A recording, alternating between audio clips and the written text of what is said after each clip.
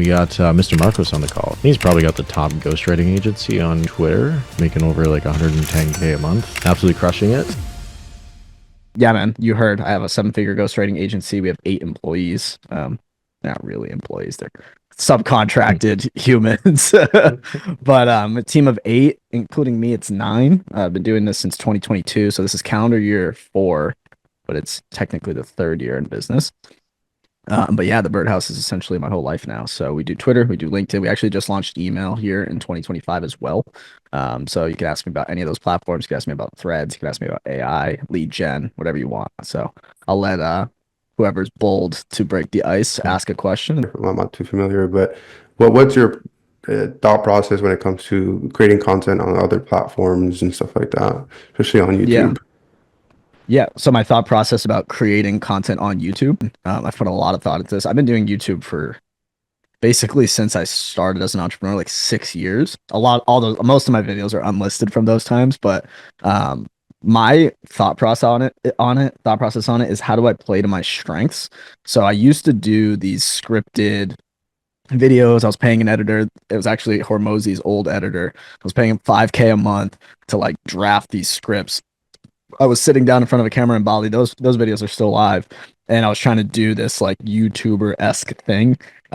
It was horrible. I look like I'm being held at gunpoint. I'm not really great on camera. I'm better in long form formats like this, me personally.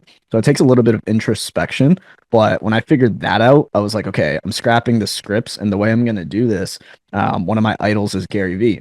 And the way I'm going to do this is actually like a Gary Vee audio experience, but with video. And rather than actually sit down and record videos every week, which one is super inefficient when you're running a company that's based around Twitter and LinkedIn to sit down and do scripted YouTube videos. But for me, I'm terrible on camera. I hate the script. So I was like, okay, what I'm going to do is I'm going to come to stuff like this, master classes, Q&As. I guest on other people's podcasts. Sometimes I'll just invite a friend to a Riverside and we'll just talk for an hour.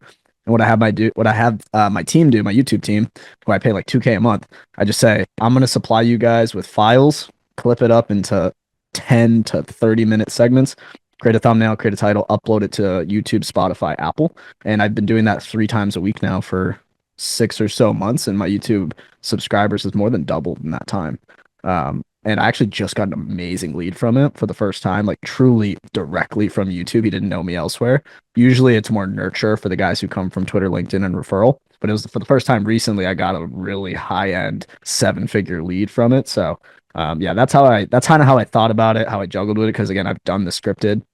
And I was doing YouTube way before I was ghostwriting. So I know I suck at the scripted stuff. So does that answer your question? And if you do have any follow-up questions? Oh shit! I mean, because I'm doing scripted right now, and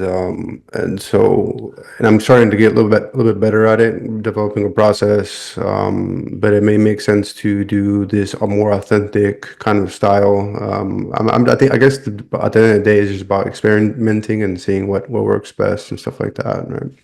Yeah, play to your strengths. Like you said, you might be good at scripted. Like Dakota, for example, does great with scripts. I know this because he crushed it in the real phase when he hit the meta with the animations, and then as soon as he picked up YouTube, he started blowing up his YouTube channel like 5x mine. So I just like if you're good at it, you're good at it, and if you're bad at it, you're bad at it. But the worst thing you can do is try to force yourself to do something that you're not good at. You know, you're gonna spend way more time going 0 to 1 trying to turn a weakness into a strength than just playing to your strengths that are already at 1.